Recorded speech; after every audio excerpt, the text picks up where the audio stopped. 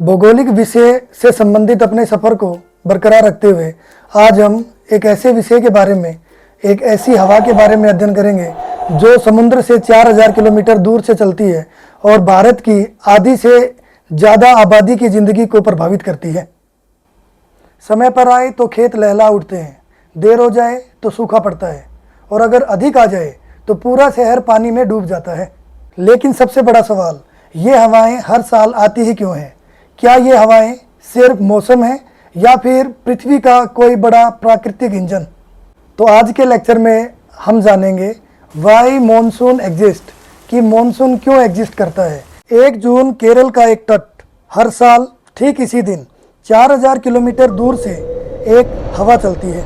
अगर ये 10 दिन लेट हो जाए तो पूरी अर्थव्यवस्था गिर जाती है। अगर ये ना आए तो एक पूरा देश प्यासा मर सकता है। ये कोई सेना नहीं है, ये है मॉनसून। पर सवाल ये है कि ये क्यों आता है और इसे हर साल कौन बुलाता है। हर साल जून का महीना आते ही पूरा भारत आसमान की ओर देखने लगता है। किसान, शहर, नदियाँ, बांध, सबकी नज़र सिर्फ एक चीज़ पर होती है, मानसून। मानसून शब्द अरबी के मौसम से निकला है, जिसका अर्थ है ऋतु या मौसम। बाद में यही शब्द पुर्तगाली भाषा में मोंकाओ और फिर अंग्रेजी के मॉनसून में बदल गया। मॉनसून का अर्थ सिर्फ बारिश नहीं है, यह उन मौसमी हवाओं का नाम है जो हर वर्ष अपनी दिशा बदलती हैं। अब क्वेश्चन ये राइज होता है कि ये हवाएं दिशाएं क्यों बदलती हैं। गर्मियों में सूर्य भारत और पूरे एशियाई भूभाग को तेजी से गर्म करता है, जबकि समुद्र धीरे धीरे गर्म होता है।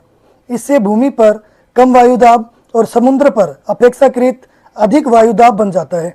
प्रकृति का नियम है, हवा हमेशा अधिक वायुदाब से कम वायुदाब की ओर चलती है। इसी कारण हिंद महासागर, अरब सागर और बंगाल की खाड़ी से नमी से भरी हवाएं भारत की ओर आती हैं, जिन्हें दक्षिणी पश्चिमी मानसूनी हवाएं कहा जाता है। मानसूनी हवाओं से बारिश क्यों होती है? 1 जून केरल में नमी से लदी ये हवाएं भारत के दक्षिणी पश्चिमी तट से टकराती हैं। सामने खड़े हैं पश्चिमी घाट, जिन्हें सह्याद्री के नाम से भी जाना जाता है, जिनकी लंबाई 1600 किलोमीटर है। हवाएं मजबूरन 2-3 किलोमीटर ऊपर उठती हैं। ऊपर ठंड होने के कारण ठंड में नमी रुक नहीं पाती, जिसके कारण वर्षा होनी शुरू हो जाती है, जिसे ओरोग्राफिक या पर्वतीय वर्षा भी कहा जाता है। भारत में मानसूनी हवाएं 2 हिस्सों में बढ़ जाती हैं। एक अरब सागर वाली शाखा जो मुंबई, गुजरात और मध्य प्रदेश में वर्षा करती है। दूसरी बंगाल की खाड़ी की शाखा जो हिमालय से टकराकर पूरा उत्तर भारत, बंगाल, बिहार और असम में वर्षा करती है। हिमालय वो दीवार जो इन हवाओं को चीन तक जाने से रोकता है। यदि हिमालय न होता तो भारत का बहुत बड़ा भाग रेगिस्तान जैसा हो सकता था।